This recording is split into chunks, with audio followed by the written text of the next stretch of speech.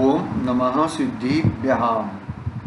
नमो हरिहन्ताणं, नमो सिद्धाणं, नमो आयर्याणं, नमो वज्रायाणं, नमो लोहित सौभसावणं।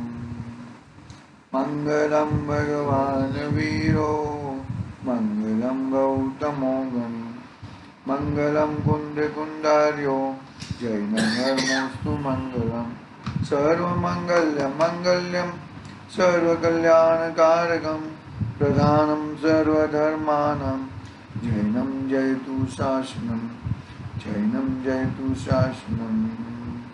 नमः श्रीवर्धमानाय निर्धूतकलिलात्मने, सालोकानं त्रिलोकानं यद्यादर्पणायते। चेतीले चेतन,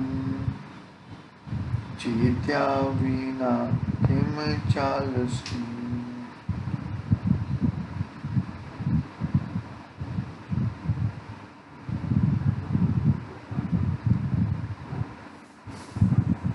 रत्नाकरण सावकाचार आचार्य समुद्रभद्र देव द्वारा रचित महान ग्रंथ अपने सामने विराजमान है। छठा अधिकार भावना अधिकार पे अपनी बात चल रही थी। आठवीं भावना साधु समाधि भावना। साधु मुनिराज हैं, समाधि की ही भावना पाते हैं। इस प्रकार समाधि के अलावा और कुछ सोचते नहीं है। तो अपना सुबह में पढ़ता हूँ समाधि तंत्र में, समाधि की परिभाषा आई। समाधि की परिभाषा क्या है कि जो जीव अंतर्जल्प और बहिर्जल्प यानी कि बाहर के विकल्प, और अंतर्जल्प यानी कि अंदर में जो विकल्प उत्पन्न होते हैं वो विकल्प, उसका संपूर्णपणे का त्याग होता है, उसको ही सही मायने में समाधि होती है। मानो कि अंदर बहुत सारे विकल्प चलते हो, संसार के विकल्प चलते हो, बिजनेस के विकल्प चलते हो, और कोई विकल्प चलते हो, तो वो विकल्पों के हयात में समाधि नहीं हो सकती। क्यों नहीं हो सकती? क्योंकि तुम्हारा चित्त, तुम्हारा उपयोग वो विकल्पों में ही उलझा हुआ है। तुम्हारा उपयोग वो विकल्पों से छोड़कर अपने आत्मवैभव में, अपने वस्तु में यदि तुम्हारा उपयोग लगा हुआ है तो सही मायने वो समाधि होएगी, बाकी अन्यथा समाधि नहीं होएगी। वो बात अपनी आठवीं भावना है। आठवीं भावना पढ़ते हैं हम यहां से, देखो। अब साधु समाधि नाम की आठवीं भावना कहते हैं, साधु समाधि नाम की आठवीं भावना कहते हैं। देखो क्या कहते हैं यहाँ पे, आठवीं भावना साधु समाधि है ना। निर्ग्रंथता की भावना अब हो सफल मेरी। निर्ग्रंथता की भावना मतलब मैं निर्ग्रंथ यानी कि एक कण भी मेरा कुछ एक कण भी मुझे नहीं चाहिए। तो ऐसी निर्ग्रंथता की भावना जो भाता है वही सही मायने में उसका क्या होता है, उसकी समाधि होती है। जैसे भंडार में लगी हुई आग को गृहस्थ अपनी उपकारी वस्तुओं को नाश होना जानकर बुझाता ही है, क्योंकि अपनी उपकारी वस्तु की रक्षा करना बहुत आवश्यक है। इसी प्रकार व्रत, शील आदि अनेक गुणों सहित जो व्रती संयमी को किसी कारण से विघ्न आ जाए तो विघ्नों को दूर करके शील व्रत शील की रक्षा करना वह साधु समाधि है। शील यानी कि अपना आत्मा को भी शील कर सकते हैं हम। देखो वापस पढ़ता हूं मैं। जैसे कि गृह में किधर कोई भंडार में आग लगी हुई है, तो अपनी जो इम्पोर्टेंट वस्तु है वो हम लोग पहले निकाल लेते हैं, पहले ले लेते हैं। उपकारी वस्तुओं का रक्षा करना बहुत आवश्यक है। उसी प्रकार व्रत, शील आदि अनेक गुणों को सहित जो व्रती संयम है व्रती संयमी को किसी कारण से विघ्न आ जाए तो विघ्नों को दूर करने के लिए व्रतशील की रक्षा करना बहुत वह साधु समाधि भावना है। अथवा गृहस्थ के अपने परिणामों को बिगाड़ने वाला मरण काल आ जाए, उपसर्ग आ जाए, रोग आ जाए, इष्ट वियोग आ जाए, अनिष्ट संयोग आ जाए, उस समय भयभीत नहीं होना वह साधु समाधि है। क्या कहा, देखो इंपॉर्टेंट बात कही। अथवा गृहस्थ, गृहस्थ यानी कि हम लोग गृहस्थ है ना, गृहस्थ के अपने परिणामों को बिगाड़ने वाला, अंतिम समय में हर जीव के परिणाम बिगड़ते हैं। क्योंकि क्या लगता है कि यहाँ से ये द्रव्य क्षेत्र काल भाव छोड़ के दूसरे द्रव्य क्षेत्र काल भाव में जाना पड़ता है। यहाँ के सब संयोगों को छोड़कर वहाँ पे कैसे संयोग मिलेंगे, ये सब हो जाता है।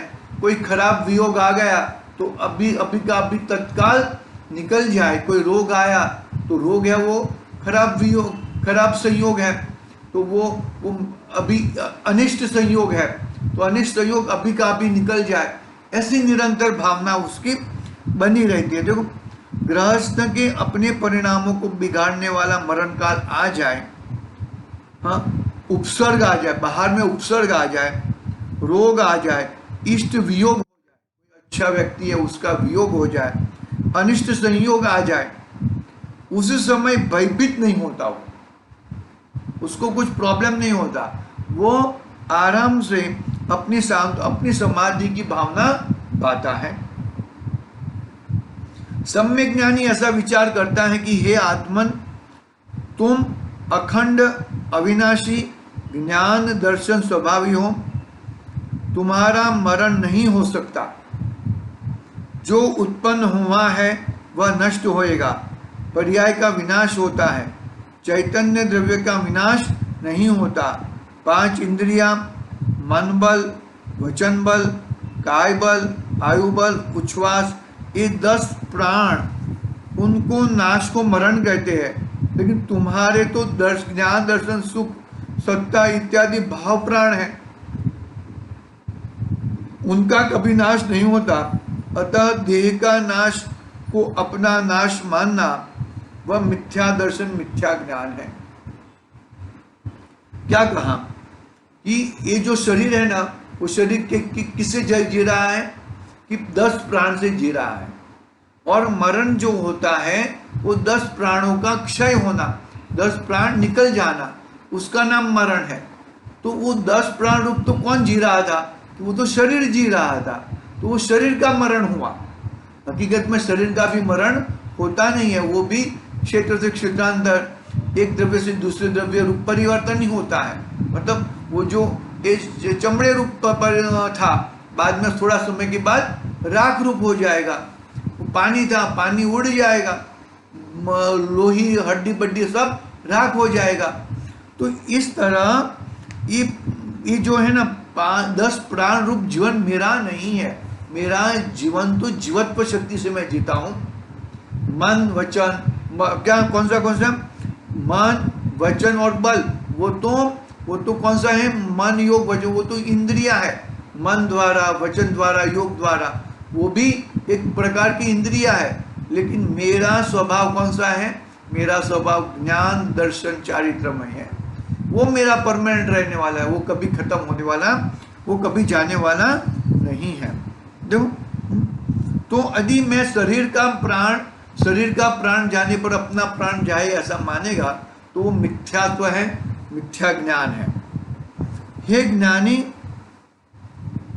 हजारों कृमियों से भरा हाड़ मांस दुर्गंधित प्रकट विनाशिक देह के नाश होने से तुम्हारा क्या होता है? तुम तो अविनाशी ज्ञानमय हो।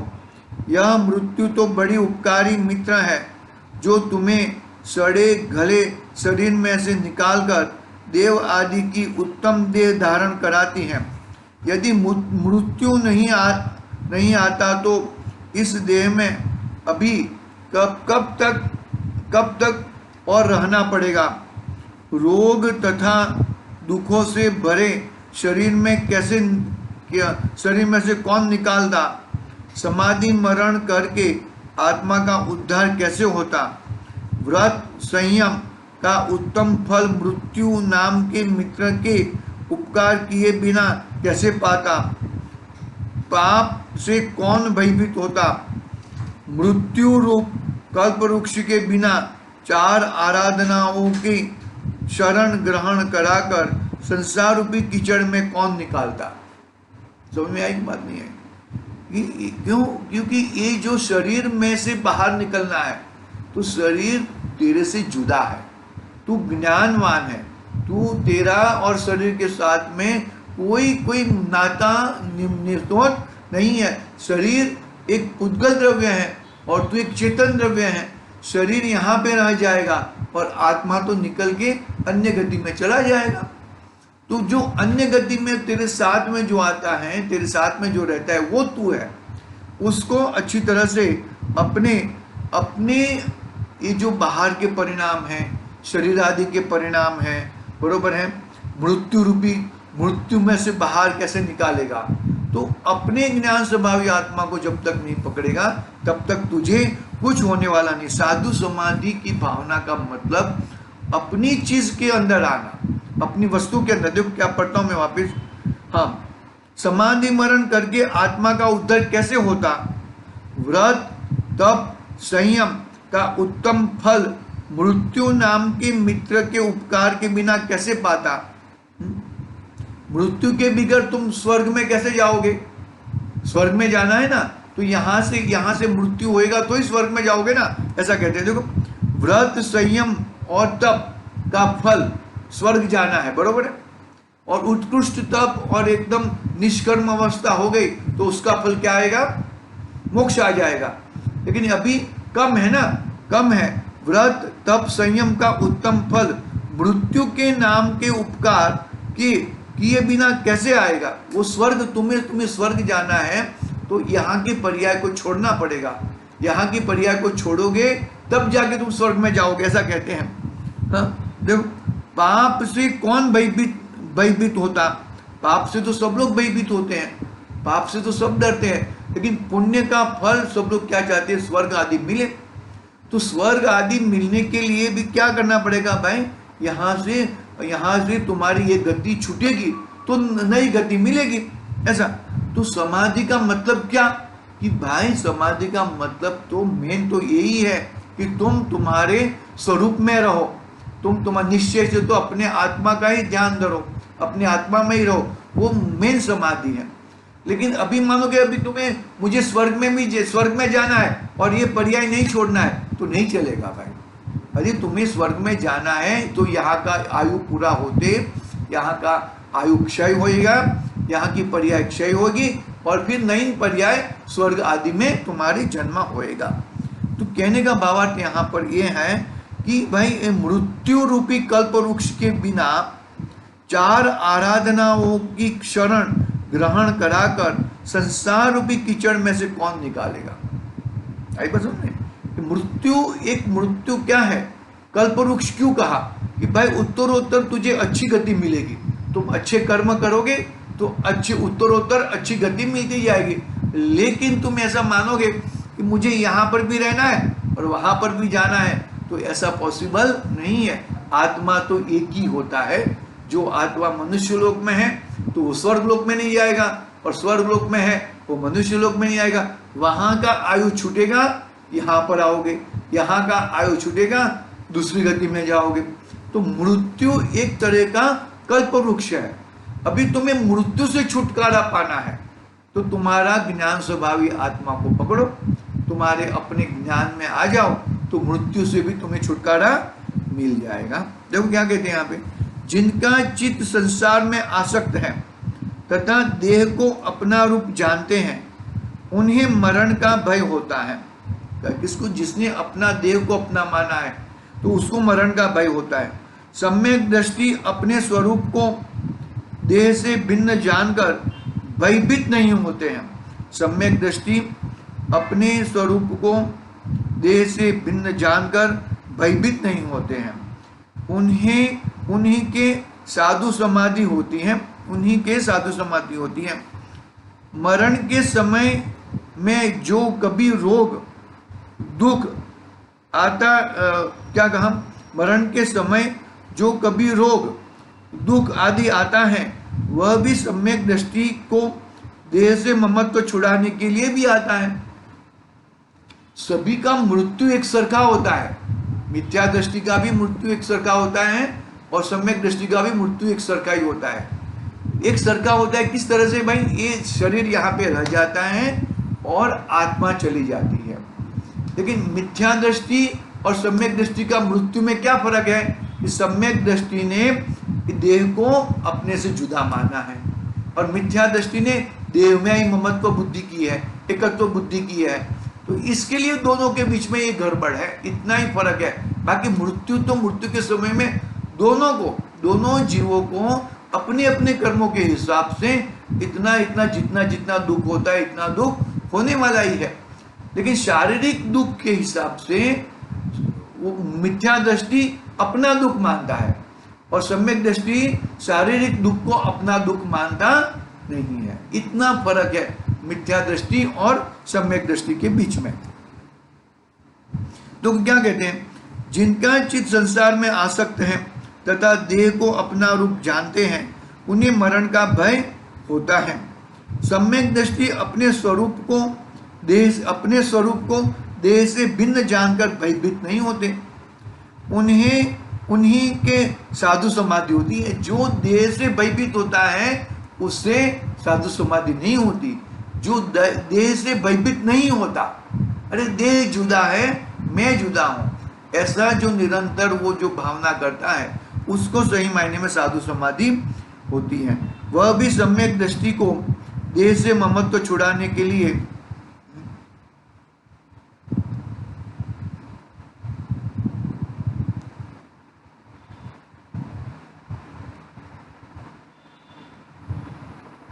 बनती है, बनेगा।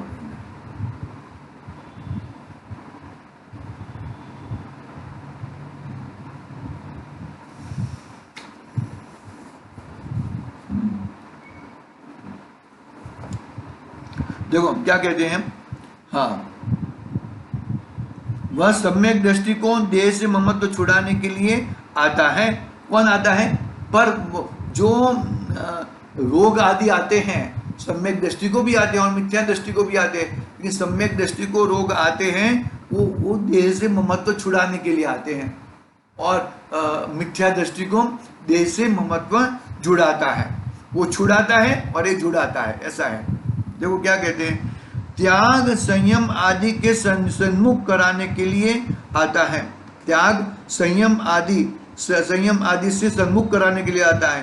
प्रमाद को छुड़ाकर सम्यक दर्शन आदि 4 आराधनाओं में दृढ़ करना के लिए आता है। प्रमाद है, प्रमाद सम्यक दृष्टि को कैसा आता है कि भाई 4 आराधना, कौन सी आराधना? दर्शन की आराधना, ज्ञान की आराधना, चारित्र की आराधना, सुख की आराधना, उसकी आराधना दृढ़ता कराने के लिए संयम आता है। प्रमाद छूटता है और संयम आता है। और क्या होता है? त्याग आता है। और क्या होता है? त्याग आदि ममत्व छुड़ाने के लिए, देह से ममत्व छुड़ाने के लिए सम्यक दृष्टि को रोग आता है। रोग आता है फिर भी वो ममत्व नहीं करता सम्यक दृष्टि जीव। ज्ञानी विचार करता है कि जिसने जन्म धारण किया है वह अवश्य मरेगा। जो जन्मा है उसका मरण अवश्य है। मरण के बिगर कभी किसी का होता नहीं है। मरण तो होना ही है, बरोबर है, अवश्य मरेगा। यदि कायर हो जाऊंगा, सम्यक दृष्टि क्या विचारता है, ज्ञानी क्या विचारता है कि भाई जन्म हुआ है उसका मरण होने ही है, संयोग हुआ है तो वियोग होना ही है, वो एकदम फिक्स बात है। तो यदि कायर हो जाऊंगा तो मरण नहीं छोड़ेगा। यदि मैं धीर बना रहूंगा तो मरण नहीं छोड़ेगा। मैं कायर बनूंगा तो भी मरण छूटने वाला नहीं, मरण भागने वाला नहीं है, मरण तो आएगा ही। और धीर बनूंगा तो भी मरण आएगा। मरण जितना आयु कर्म के लिए मैं आया हूं, इसका एक समय भी मैं ज्यादा जिंदा नहीं रहूंगा यहाँ पे, एक समय कम भी नहीं रहूंगा। तो फिर मैं कायरता से क्यों जीऊं? मैं धीर और वीर बन के जीऊँ ना? अरे भाई जितना होएगा इतना होएगा, मेरे को कायर बिल्कुल कर होना नहीं है, ऐसा कहते हैं। देखो क्या कहते हैं यहाँ पे, ज्ञानी विचार करता है कि जिसे जन्म धारण किया है वह अवश्य मरेगा। यदि कायर हो जाऊंगा तो मरण नहीं छोड़ेगा, और धीर बना रहूंगा तो मरण नहीं छोड़ेगा। इसीलिए दुर्गति का कारण तो कायरता का कारण है, उसे धिक्कार हो। अब ऐसे साहस से मरूंगा कि देह मर जाएगी, किंतु मेरे ज्ञान दर्शन स्वरूप का मरण नहीं होएगा। ऐसा मरण करना उचित है। ऐसा मैं ज्ञान दर्शन में ही रह के ही मैं मरण करूंगा। मैं भोगों में रहकर मैं ये करते हुए मरण नहीं करूंगा, ऐसा ज्ञानी विचारता है। हाँ, ऐसा मरण करना उचित कैसे? ज्ञान स्वरूप में रहकर मरण करना उचित है। अतः उत्साह सहित सम्यक दृष्टि के मरण का भय नहीं होना वह साधु समाधि है। एक पैराग्राफ पढ़ता हूं। देवकृत, मनुष्यकृत, तिर्यंचकृत उपसर्ग होने पर जिसको भय नहीं होता, किसी को भय नहीं होता, ज्ञानी को कभी भय नहीं होता, पूर्व में बांधे हुए कर्म की निर्जा ही मानता है, उसके साधु समाधि है। ज्ञानी रोग से भय नहीं करता, वह तो अपने शरीर को ही महारोग जानता है। शरीर एक नस में छन्नू रोग भरे हुए हैं, ऐसा रोगमय शरीर को जानता है।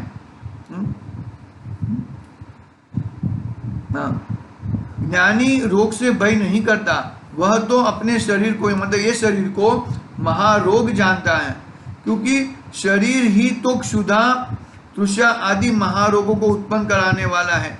यह शरीर वात, पित्त, कफादि त्रिदोष से मय है।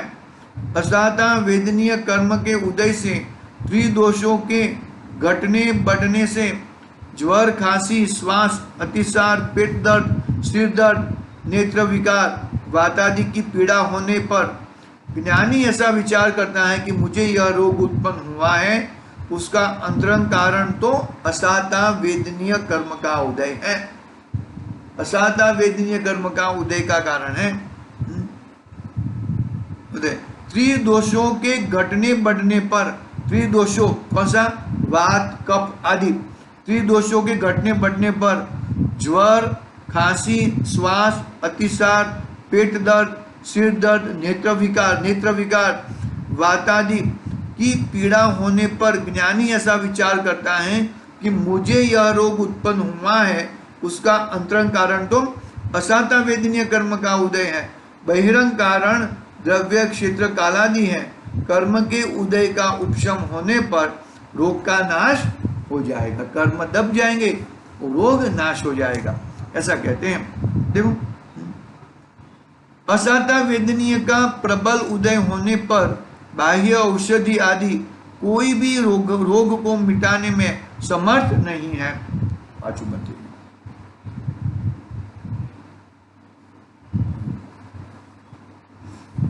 क्या कहते? देखो गुजराती में से पढ़ता हूं मैं यहाँ पर।